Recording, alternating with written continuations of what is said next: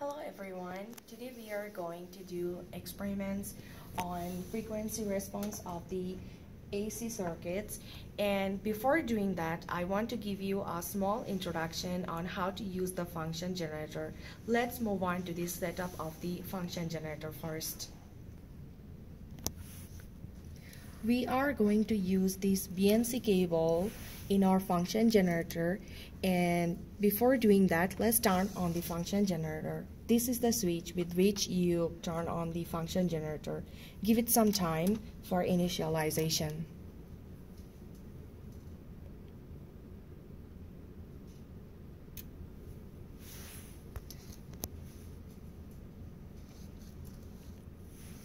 Let's plug in the cable for output signal, and don't forget to lock it properly. Now let's move on to the buttons and what do they mean. And first of all, I would like to say that these are the functions that the function generator can generate. Sine, square, ramp, pulse, and whatever you want using this button. And we want continuous waveform. Don't forget to click this button and select the function you want to generate. For this lab, we need a sinusoidal function. So it was turned on, I just showed you. You can do it. And then these are the buttons you can use to set a frequency or amplitude manually. So this is the top menu where it says how to change or set the frequency amplitude values. So first of all, I will go to this output menu button and set the load impedance to high Z. And this is the back button. So I will go back to my original menu using this one. And then I will set my amplitude by clicking this button to 10 volts peak to peak. And then I will check whether my high and low levels are between -5 volts to +5 volts. So my high level is 5 volts, which shows this positive curve here to 5 volts amplitude, and the low level to -5 volts amplitude here. So I will again go back and now work on my frequency setting. So now I click my frequency setting and set it to 16 Hertz signal. So now I am all set to run my experiment.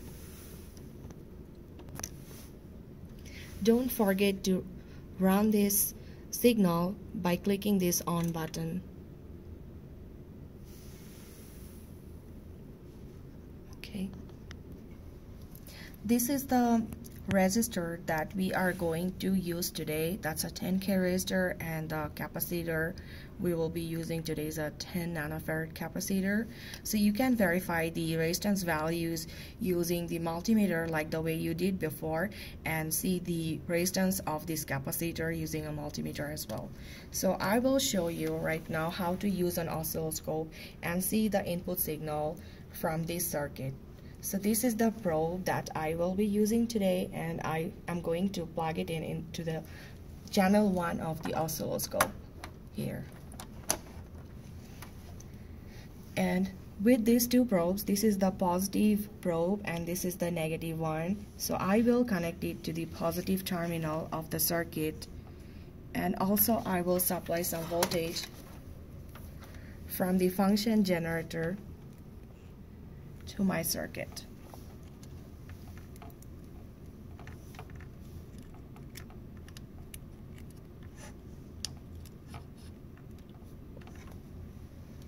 Let's turn on our oscilloscope using this button. Give it some time so it initializes and shows the output.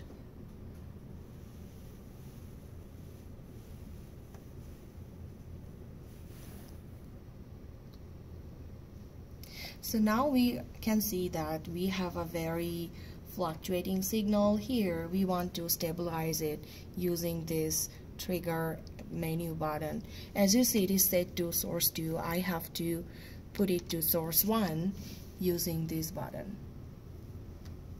So This is the menu of button. If you click it, the menu will disappear. So now I want to add some measurements in this setup using this measure button. So I click this measure button and then I add some measurement from this menu. As you see, it is already set to source 1, and now I just have to set this measurement type using this one. You can go down and then find the peak-to-peak voltage from here, and you can add the peak-to-peak voltage on screen by OK Add Measurement button. Mistakenly, I added the add measurement twice. Now I need to remove one measurement, so I can do that using the same menu, and there is a button called remove measurement. So I go there and I remove one measurement from here. You can do this for any kind of measurements that you are taking. So now I turn off the menu again. So this is our horizontal scaling button. If you increase that, that will give you more voltage per division.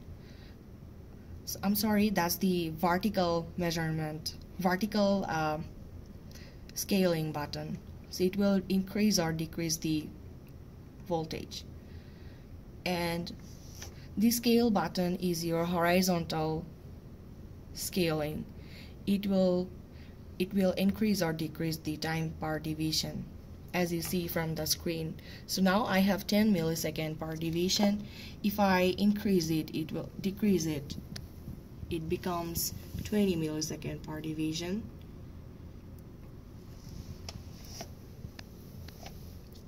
So now I will tell you one more thing, that there is an auto set button here which you can see the signal very quickly with, but I don't advise you to use this button. You need to know how to set the signals and stabilize it without using this auto set button. But by any means, if you cannot do that, so for some special reasons you can use this on emergency. So now I will set my oscilloscope to see my second output. So I use another oscilloscope probe to my channel 2 here, like this.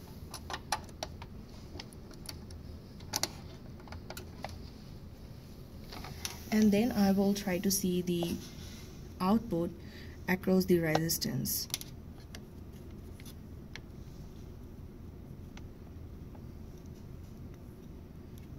And then you have to turn on this channel 2 on button.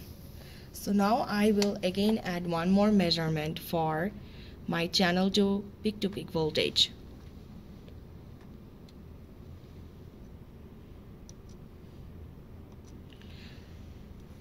So from the screen you can see that we have peak-to-peak voltage for our input voltage, peak-to-peak voltage for our output voltage, and we have the mean values of this voltage if they are fluctuating.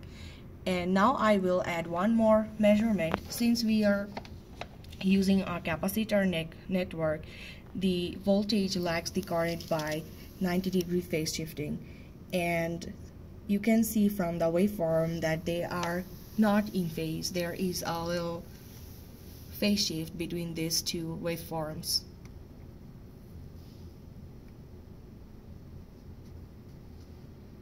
Okay, now I will add one more measurement called phase. That will show the phase difference between these two waves.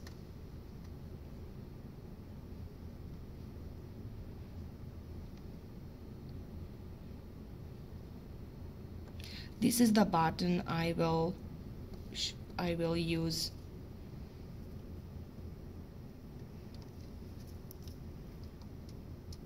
So now on screen you can see there is a new phase shift value appearing here.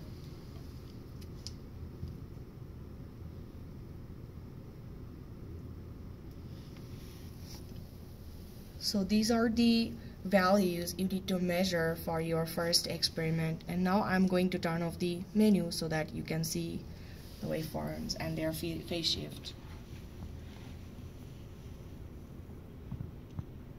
record these values and calculate the gain, magnitude, and the other values you require for this experiment.